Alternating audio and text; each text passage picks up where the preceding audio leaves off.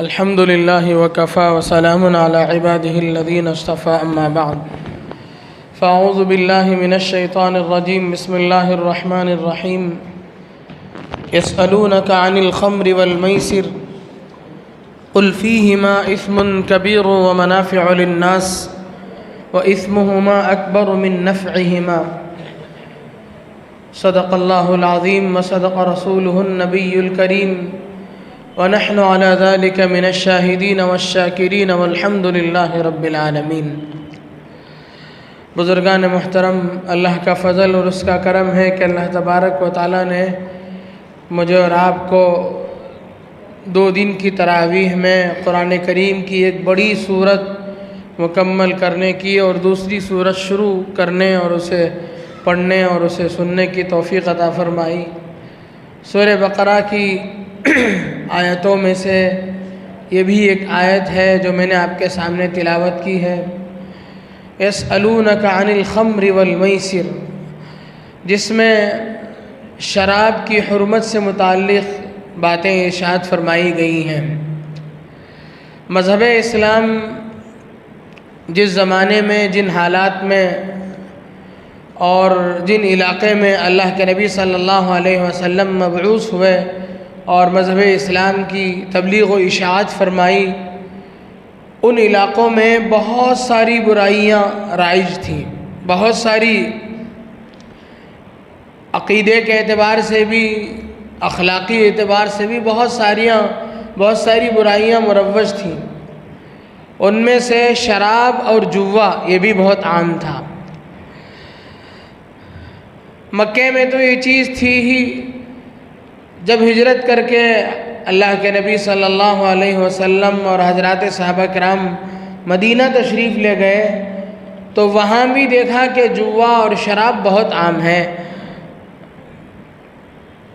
حضرات صحابہ کرام رضوان اللہ تعالی علیہم اجمعین، اللہ کے نبی صلی اللہ علیہ وسلم کی ذات تو اللہ نے آپ کو ایسا بنایا تھا کہ بعد میں چل کر جو چیزیں حرام ہوتی تھی اس سے پہلے بھی اللہ کے نبی صلی اللہ علیہ وسلم کو اللہ نے اس سے محفوظ رکھا۔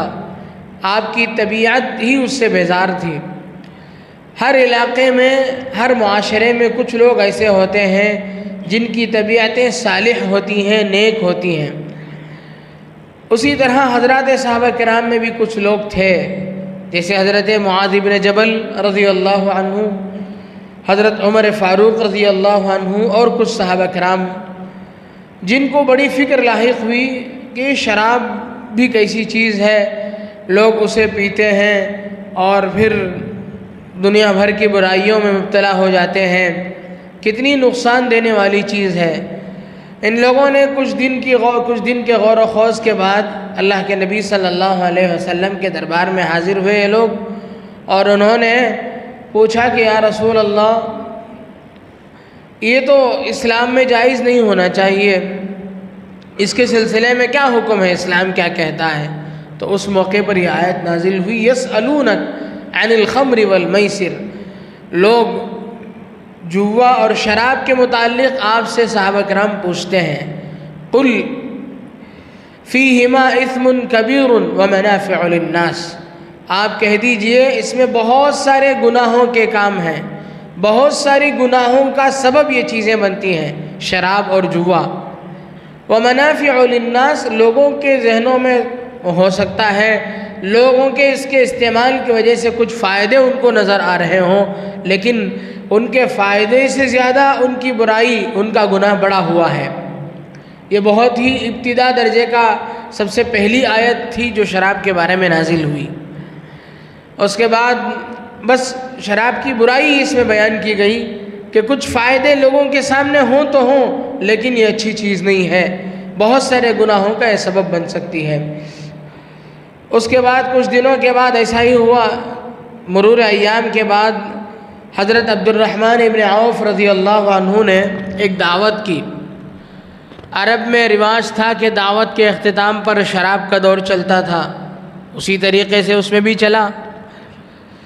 مغرب کے قریب کا وقت تھا، بہت سارے لوگوں نے شراب پی اور ویسے ہی نماز میں شامل ہو گئے۔ ایک صحابی تھے جنہوں نے بھی شراب پی رکھی تھی، نماز میں کھڑے ہو کر امامت کی۔ چونکہ نشہ چڑھ گیا تھا، سورہ قل یا ایھا الکافرون پڑھتے ہوئے انہوں نے غلطی کر دی۔ اللہ کے نبی صلی اللہ علیہ وسلم کو اس کی اطلاع ملی اور آپ علیہ السلام پر یہ آیت اسی وقت نازل ہوئی، یا ایھا الذین آمنوا لا تقربوا الصلاة وانتم سکارى، اے ایمان والو نماز کے قریب بھی مت جانا جب تم نشے کی حالت میں ہو۔ یہ دوسرا حکم تھا اس لائن کا۔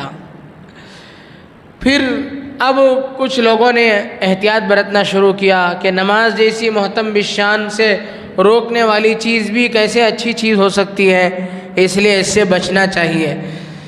بہت سارے صحابہ کرام اس سے بچتے رہے، لیکن چونکہ حرمت کا کوئی اعلان نہیں تھا، باقاعدہ حرام نہیں قرار دیا گیا تھا، اس لیے احتیاط تو کرتے تھے، لیکن اپنے اوپر حرام تو نہیں ہوا تھا، اس لیے اس پر اس کی عادت چونکہ پڑی ہوئی تھی بہت زمانے سے، وہ چھوٹی نہیں۔ پھر بھی جب بھی کوئی مجلسیں ہوتی تھی اختتام پر شراب پی جاتی تھی۔ ایک مرتبہ عتبان ابن مالک نام کے ایک صحابی نے ایک دعوت کی، دعوت کے آخر میں شراب کا دور چلا۔ اس کے بعد دعوت کے ختم ہونے کے بعد شراب کے دور کے بعد مشاعرے کے ٹائپ کا اشعار اور قصیدے بازیاں ہوتی تھیں، تو حضرت سعد بن ابی وقاص رضی اللہ عنہ بھی اس مجلس میں تھے۔ انہوں نے قصیدے پڑھنا شروع کیا۔ قصیدے پڑھتے پڑھتے انہوں نے انصار کے شان میں اپنے قبیلے کی شان میں قصیدہ پڑھا اور انصار کی ہجو اس میں بیان کی، انصار کی برائی بیان کی۔ اس مجلس میں ایک نوجوان انصاری صحابی تھے، ایک نوجوان انصاری تھے، ان کو بہت غصہ آیا۔ انہوں نے اونٹ کا جبڑا ان کے ہاتھ میں تھا، انہوں نے پھینک کر کے حضرت سعد بن ابی وقاص کو مارا۔ چونکہ وہ نشے کی حالت میں تھے، ان کو معلوم نہیں تھا کہ وہ کیا کہہ رہے ہیں اور کیسی مجلس ہے، انہوں نے مجلس کی رعایت نہیں کی۔ پھر وہ دوڑے ہوئے اللہ کے نبی صلی اللہ علیہ وسلم کے دربار میں آئے اور آپ صلی اللہ علیہ وسلم سے فرمایا کہ یا رسول اللہ، ایسی بات پیش آ گئی، آپ ہی کچھ فیصلہ فرمائیں۔ تو پھر اللہ کے نبی صلی اللہ علیہ وسلم نے دونوں ہاتھ اٹھائے اور اللہ سے دعا کی، اللہم بین بیانا کاملا بیانا شافعا فی الخمر، اس طرح کے الفاظ کی دعا فرمائی کہ یا اللہ ہمیں شراب کے سلسلے میں کوئی واضح حکم نازل فرما دیجئے۔ تو پھر اللہ تبارک و تعالیٰ نے آیت نازل فرمائی کہ انما الخمر والمیسر والانصاب والازلام رجس من عمل الشیطان فاجتنبوہ، کہ خمر یعنی شراب، جوا اور کچھ چیزیں ہیں، وہ چیزیں شیطان کے اعمال میں سے ہیں، اس سے بچو، صاف حکم آ گیا۔ اب یہاں سے شراب حرام قرار دیا گیا۔ یہ اور اس کے بعد والی آیت، یہ دو آیتیں بعد میں چل کر کے نازل ہوئیں، تو کل 4 آیتیں شراب پر نازل ہوئیں، تدریجاً نازل ہوئیں۔ اسلام چونکہ دین فطرت ہے، اس لیے وہ فطرت کا خوب لحاظ کرتا ہے۔ آپ ہر گوشے میں دیکھیں، ہر لائن میں دیکھیں، چونکہ عادت لت جو ہے وہ انسان سے جلدی نہیں چھوٹتی ہے۔ عرب میں ایک مشہور مقولہ ہے، عربوں کے درمیان میں، فطام العادت اشد من فطام الحضانت اور فطام الرضاعت، یعنی جس طریقے سے چھوٹے بچے کو دودھ چھڑانا مشکل ہے، اس سے بھی زیادہ کسی چیز کا لت چھڑانا مشکل ہے۔ تو شریعت نے، اسلام نے بہت ہی آہستہ آہستہ تدریج کے ساتھ امت کو یہ سکھلایا کہ کسی کی لت کسی کے اندر پڑ گئی ہے تو اسے کیسے چھڑایا جائے، لیکن جب حرمت آ گئی اس کی تو پھر اسے ٹائٹ کر دیا گیا، اس میں کسی قسم کی کوئی گنجائش نہیں رکھی گئی۔ اس کے بعد مکمل طور پر اسلام اس بات پر پابند کرتا ہے کہ ذرا بھی اس میں کسی قسم کی گنجائش نہیں، بلکہ اس کے بعد حدیث میں اللہ کے نبی صلی اللہ علیہ وسلم نے وہ جو برتن ہوتے تھے خاص قسم کے جس میں شرابیں بنائی جاتی تھی، ان سب کے استعمال سے بھی اللہ کے نبی صلی اللہ علیہ وسلم نے منع فرما دیا۔ اگرچہ اس میں شراب نہیں ہے، لیکن شراب ان برتنوں میں رکھا جاتا تھا اور اس ٹائپ کے برتنوں سے پیا جاتا تھا۔ اسی لیے ہمارے زمانے میں بھی اکابرین جو کانچ کے جو عجیب و غریب قسم کے ڈیزائن کے برتن ہوتے ہیں، جو خاص قسم کے شراب کے لیے استعمال ہوتے ہیں، ان کو اپنے گھروں میں اس کی قباحت کے لیے اسے استعمال کرنے سے منع کرتے ہیں۔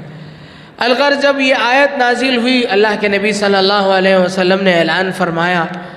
آپ علیہ السلام نے جب اعلان فرمایا تو حضرات صحابہ کرام کی تربیت آپ نے ایسی فرمائی۔ روایات میں آتا ہے کہ حضرت عبداللہ ابن عمر رضی اللہ عنہما فرماتے ہیں کہ مدینے میں جب منادی نے اعلان کرنا شروع کیا کہ شراب حرام ہو گئی ہے اب، تو لوگوں کے پاس مٹکے بھر کے جتنے شراب تھے سب نے بہانا شروع کیا، یہاں تک کہ ایسی کیفیت بن گئی مدینے میں کہ جیسے موسلادھار بارش ہونے پر پانی بہتا ہے، ویسے شراب گلیوں میں بہنے لگا۔ حضرت انس بن مالک رضی اللہ عنہ اس وقت شراب پلا رہے تھے کسی مجلس میں، وہ کہتے ہیں کہ کوئی منہ تک لے گیا تھا شراب کے پیالے کو، کوئی اپنے منہ کے قریب کر لیا تھا پیالہ، لیکن جیسے ہی حضور کی طرف سے اعلان پہنچا کہ شراب حرام ہو گئی ہے، اس نے پیالہ پٹخ دیا نیچے۔ اس نے یہ گوارا نہیں کیا کہ اب پی لیتے ہیں، آئندہ بچ جائیں گے۔ حضرات صحابہ کرام کی یہ تربیت تھی۔ آج دنیا قوانین بناتی ہے، لیکن یہ سب جھوٹ ہے۔ جن چیزوں پر حکومتیں پابند کرتی ہیں وہ چیزیں حکومت کو کسی سے کوئی ہمدردی نہیں ہے۔ حکومتیں جو پابند کرتی ہیں وہ چیزیں ہوتی ہیں جن کے ذریعے سے حکومت کو ٹیکس نہیں پہنچتا ہے، جن منشیات سے ٹیکس نہیں پہنچتا ہے ان پر پابندی عائد کرتی ہیں۔ شراب کی باقاعدہ حکومتیں دکانیں چلاتی ہیں، اس سے کروڑوں کی آمدنی ہوتی ہے، وہ بھی نشہ ہے۔